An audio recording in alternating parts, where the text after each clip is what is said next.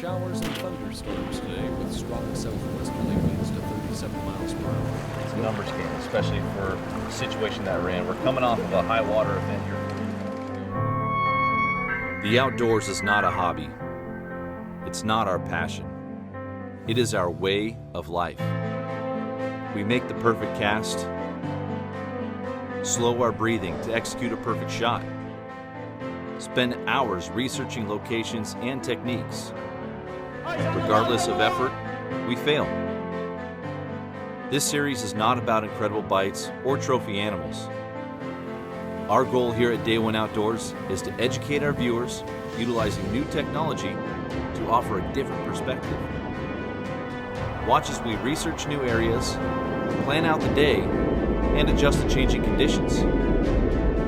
If not for other experienced outdoorsmen teaching me along the way, I wouldn't have this life. I owe it to them to pass this knowledge along. I owe it to you. Join us here on Day One Outdoors, and let's learn how to become more successful in the field and on the water from day one.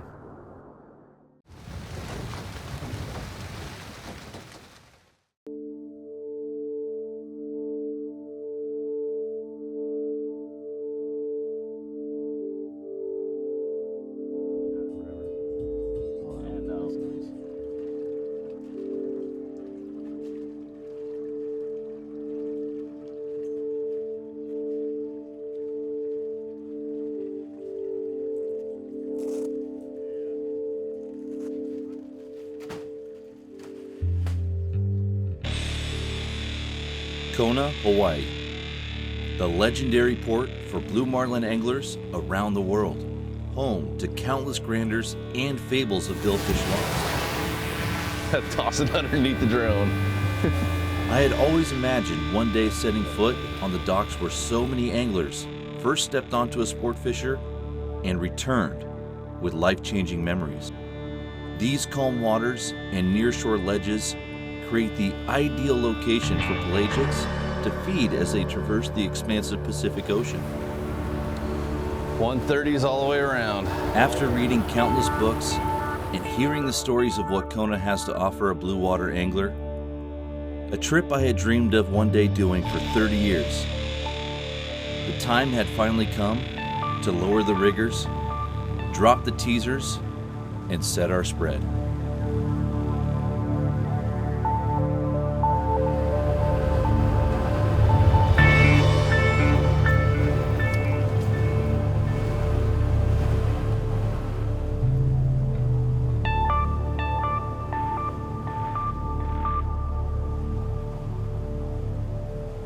Kind of had an idea to come down to fish here in Kona. I've always wanted to do it for a long time. And then Mike came and fished with me quite a bit in Samoa, and some other guys that live over here too and fish out of here. And it's a similar fishery, you know, in the fact that it's closer to shore, and blue marlin, you know, Pacific blue marlin, pretty kind of similar in that way. But you know, the thing that was a big selling point for me in Kona was, one, I mean, the flat, calm condition, the way that the island is just, you know, the way that it sits, it's got like this big eddy in it, so it's super calm, which is pretty nice, especially in a little 37 Merit. These boats aren't designed for rough weather, so that was the thing. And then, you know, there's been a grander caught every month of the year in Kona, so that's a lot of big fish. I mean, it's just a proven, this is where the big girls come. I mean, it's proven year in, year out. Every summer there's granders caught. For me, I'd rather catch one big fish than a whole bunch of small ones. So, you know, Kona to me and seemed like a great place for that. You know, I love the island, I love the people here, I love the whole setup. We started talking about it, me and Mike, a while ago. I came here and worked with him kind of as a second mate on a boat. He was working here and really was, you know, pretty impressed with the whole fishery, the whole scene. And we started kind of talking about it, like what would it take to try and get this boat down here. And then we kind of just started the mission of doing it, and just a constant fight to get it here. And eventually it all came together. And, you know, even when it got here, we had, you know, we were in the yard for almost like a month fixing this thing, getting everything good. So it was definitely a lot of work. If I didn't think it was worth it, I think I probably would have said screw it a while ago. Yeah. But I think it is. You know, I think this is a great fishery. I think that you know, year in and year out. Some of the best marlin fishermen in the world are here too, so that's cool to be able to fish alongside those types of people and kind of over time pick their brain a little bit. And it's a pretty good spot to be, I think. Some of the calmest waters in the world, some of the deepest waters close to land in the world, and we're so isolated out here. This island is what's attracting the fish. You know, the fish are coming from all over to these ledges because that's where the bait is concentrated because of the currents here. Current is our main fish attractant, and what we're fishing more than anything is current and how it relates to the shoreline, almost like river fishing. It's kind of the same mindset, but in a lot bigger scale. How's that current hitting that rock or that eddy or making an eddy? And, you know, where's the bait going to be concentrated? And the fish are going to be in that area. You know, the predators are going to be where the bait is. And the calm waters here give you so many days a year you're actually fishing.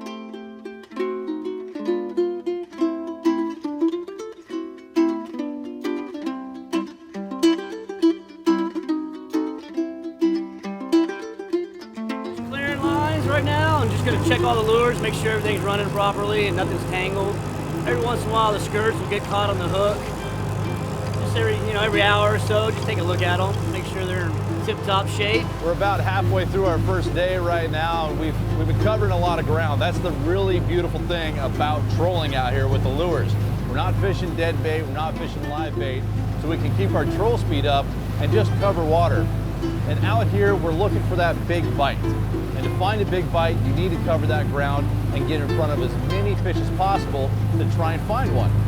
So right now what we've done is we've headed south quite a ways. It's about noon. We're flipping back around, heading back up towards the north. There's a nice big point that runs out off of the harbor here. And with this south current, it's hopefully going to be stacking a lot of bait here at the high tide right up off that point. Right now and behind me here is a big buoy. And anytime that you find structure out here in the middle of the ocean, right now we're in 4,000 feet of water this close to shore. So it drops off quick right off the shoreline here. So anytime we find this type of structure, you want to key in on it and spend some time, make a few laps and see what you see. As we're pulling up on it, we saw some flying fish jumping. You know, it's a guessing game. We're trying to figure out where these pelagics are. The mahi, the ahi, the yellowfin tuna, the big blue marlin. We know that they're all out here. We're seeing tuna jump. We're seeing fish on the graph.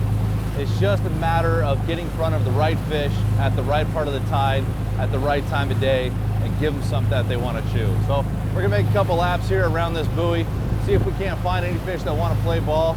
It's been a slow day, but that's marlin fishing, especially here in Kona. Here, this is where you find your fish of a lifetime. So let's see what happens here once we make a couple laps, see a few more bait jumping out here behind us. Hopefully something happens here soon. Fishfield is your one-stop shop online for the gear you need here in the Pacific Northwest and beyond. From salmon and steelhead, saltwater, trout and kokanee, even crabbing. Visit fishfield.com today to place an order and have the gear you need shipped fast. Fishfield.com, we have what the Northwest outdoorsman needs. Every once in a while, a new lure comes along that catches every angler's attention. It could be because of all the irresistible colors and finishes, or the patented skip beat action. Or maybe it's the wide variety of sizes designed for salmon, trout, walleye, steelhead, mackinaw, and more. But just for the record, we know one thing for certain.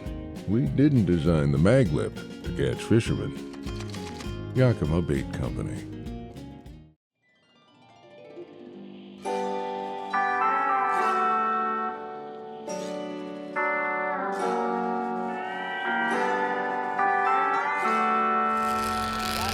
Yep, got it.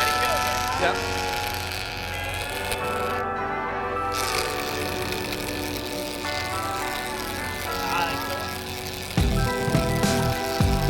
He's off. He's off. Ah, a little bugger. Go for it, buddy. Right next to that buoy, just like what we talked about. Looked like it was a small blue. At that point in the fight, there's really nothing that you can do. You just gotta back the drag off, let them run, tire themselves out. They're jumping a lot. And he eventually just spun around, sat there tight.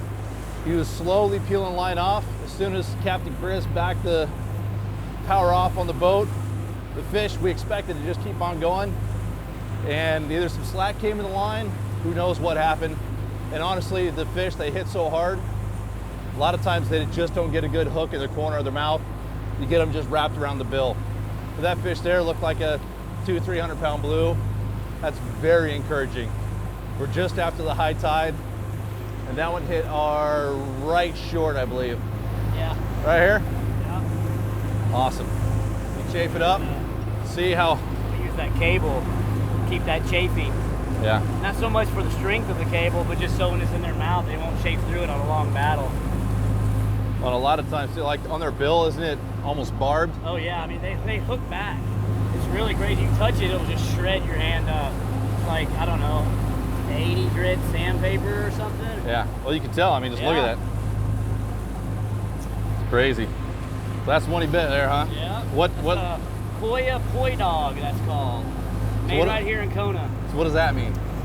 Well, poi dog is like a stray dog.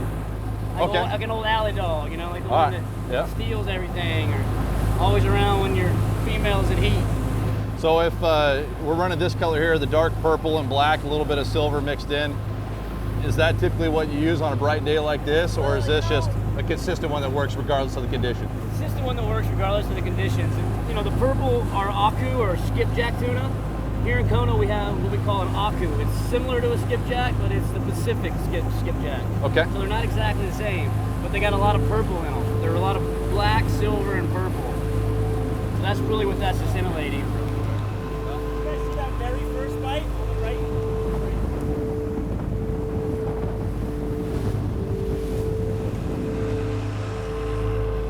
Come on, baby. He's on it. Yep, right here. Right short. Right he's on it. He's on it. See the bill? Come on, come eat. Come eat, baby. Left short, left short, left short. He's on it. Pop it, pop it, pop it. Still on it. Eat it. There he goes. Come on.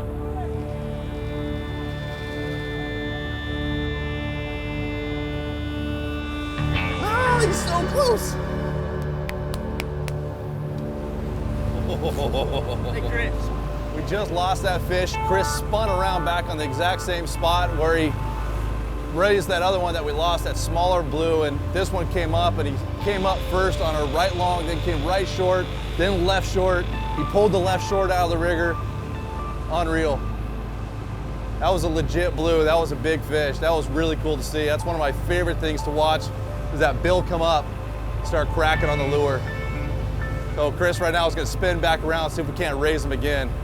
That's a lot of action in a short amount of time. That's 10 minutes and raising 2 fish. That's good. We're on him. That gets your heart pumping though. Oh, it's awesome. I love that stuff. The fact that he stayed up in the spread too. I guess that first one was probably what, around 200-300? Yeah, I'd say like 250, somewhere in there. That one looked like 6 or 7 though. Really?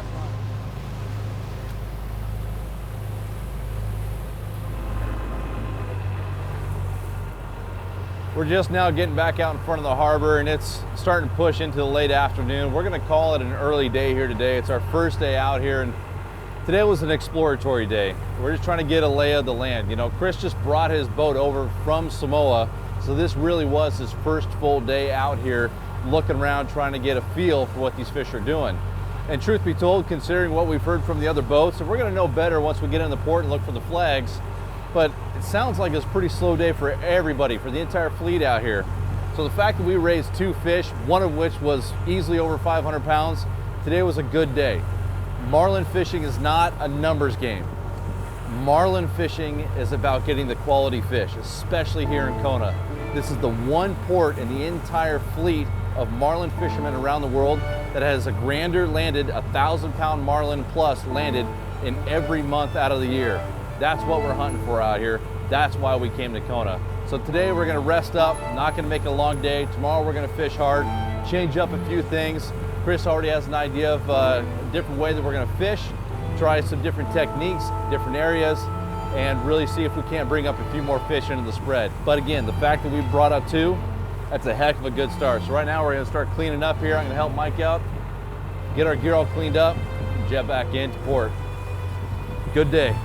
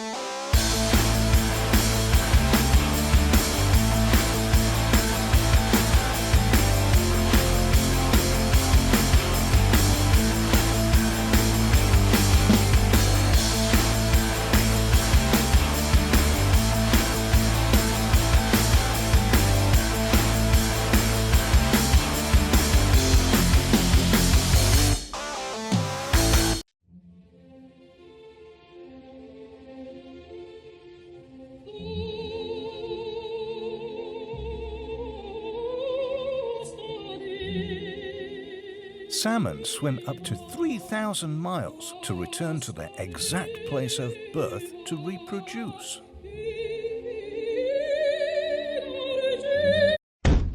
Well, most of the time.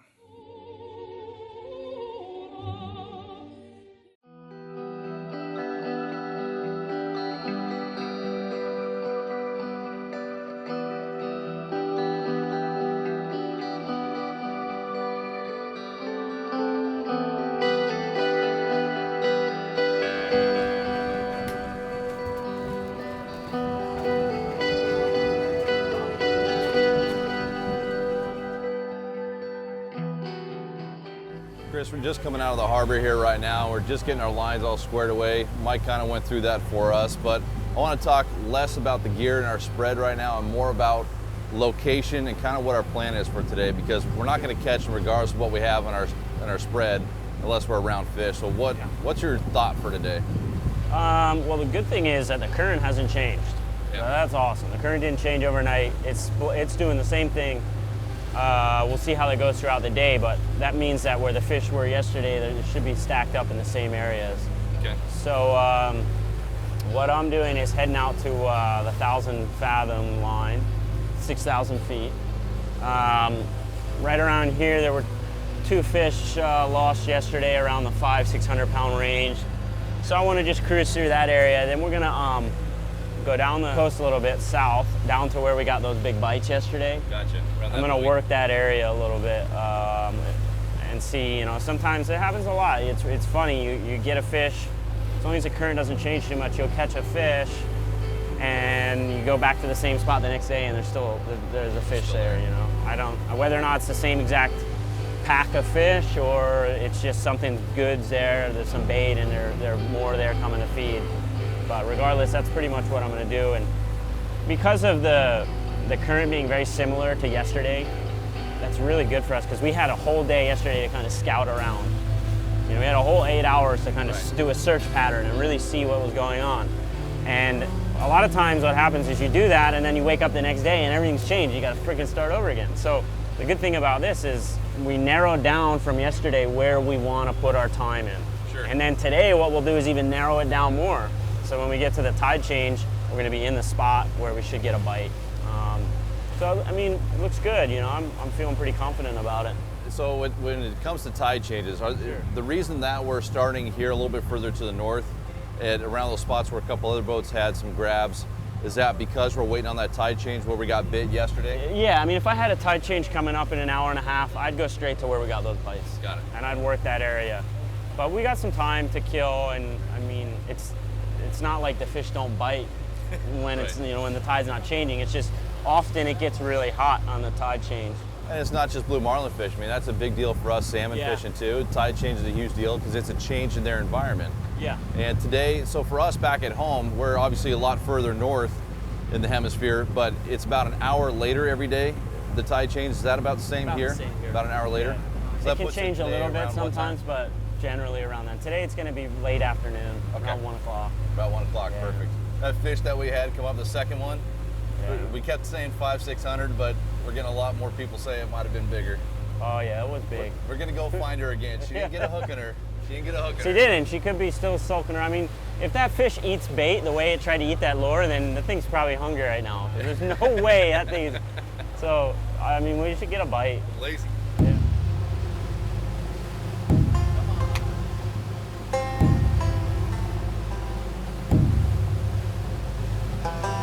This is right where that fish was yesterday. Boat's hooked up next to us.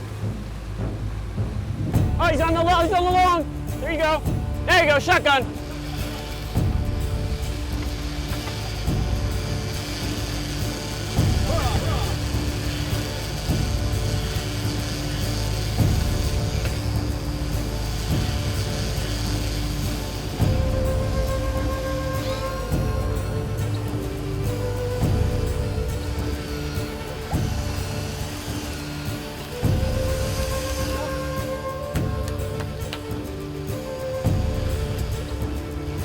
Right in the same spot as yesterday.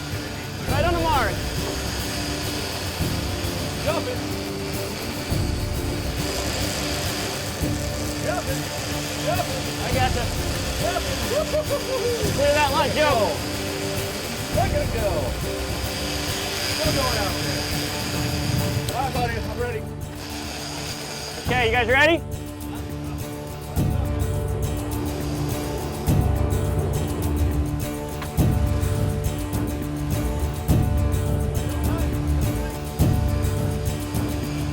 Okay, you're good. He's jumping at it. Tight.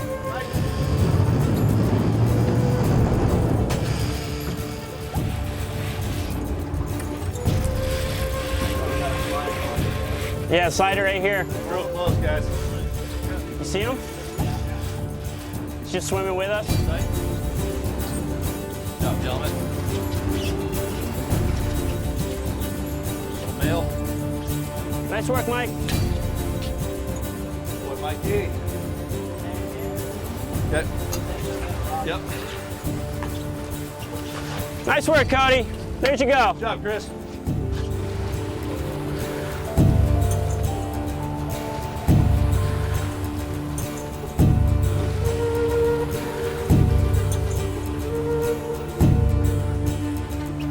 Get his head up. See if I can get this thing in there with him. See you later. All right, nice work, boys. Yeah, there you go. There's your first Kona blue. Chris, I'm out of shape for this thing. Nice work, buddy. Thank you. I can hike up a mountain chasing after elk and fish all day long for salmon. Do it again. That little 100-pounder kicked my butt. Just need to get that reeling arm. Great technique, though.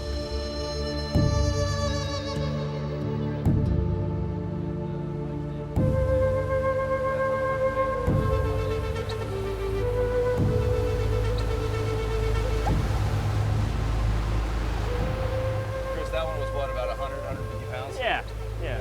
Little small male. Yeah, little male. Hopefully there's the female in here too, you know. Well, and it seemed like we were heading right for that same spot. And was the spot we hooked up yesterday or that other spot a little bit closer in, a little bit further to the It north? was the spot we had those bites yesterday. Yesterday, okay. Yeah, that big one and then the small one. Right in You were there. heading right back for that. Heading right back for it. And right as we got on top of it, you actually saw another boat hooked up. Yeah, so I was heading to it and another boat was kind of heading this way and I seen him stop and get hooked up. And I thought, oh man, you know, he got our fish. But then I just kept going and sure enough, bam, we got him on. But the fish was kind of funny how he ate. Typical for a little fish, came in real hot and crazy and friggin' rolled the short rigger, came back, rolled it again.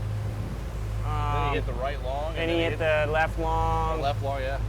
Came up behind it, and then he just hammered that shotgun as he was leaving the spread. So that's why we run a shotgun. A lot of guys won't run it, but if we didn't have that shotgun out of there, I don't know if we would have caught that fish. He may have just disappeared. Just dropped out of the spread. He may have, yeah. I mean, you got to kind of keep their interest perked. I mean, the way that happened, that really put a lot of confidence in the spread we're pulling. Because that fish, as it was drifting out of the spread, every lure did what it was supposed to do. It kept its attention. So even though we didn't hook them, we kept them alive. We kept them in the spread. We kept them in the spread. And then, you know, the final one hooked them. So that was pretty cool. I noticed that we tagged that fish too. Explain to me why we do that with these marlins. So those tags are given to me by a company called the Billfish Foundation. They're down there in South Florida. And they're probably, well, they're the leading conservation authority for billfish species. You know, they really play a big role in doing a lot of stuff. So what happens is, there's two reasons you do it. One reason is it can help with people determining their migratory patterns. So we put a tag in that thing, say that fish gets caught maybe like down in Tahiti or something. Yeah. And they see the tag, okay, this fish is going there to there. So that's obviously one beneficial thing. The other thing is, it's a way to kind of say that you caught the fish without killing it, you know, because fishing is an ego thing for sure. Yeah. Blue marlin fishing especially, it's a real big ego thing. And so it's kind of cool how they did it, and they made it like a competition to tag fish. And there's a competition too at the end of the year. You know, you can have the most blue marlin Pacific tagged, the most Atlantic tagged, and all that stuff. And it really stopped people killing them so much, you know? Right. And then, you know, you can always get one alongside the boat and say, oh, it's a caught fish. But if you're able to get it under control and get a tag in it, it's basically like saying, well, if we got a tag in it, we could have got a gaff in it, so that's a caught fish. Right. So it's pretty cool how they do that, and that's kind of why we support it. You know, I've never had a fish that I've tagged get caught, but that's not to say it doesn't happen.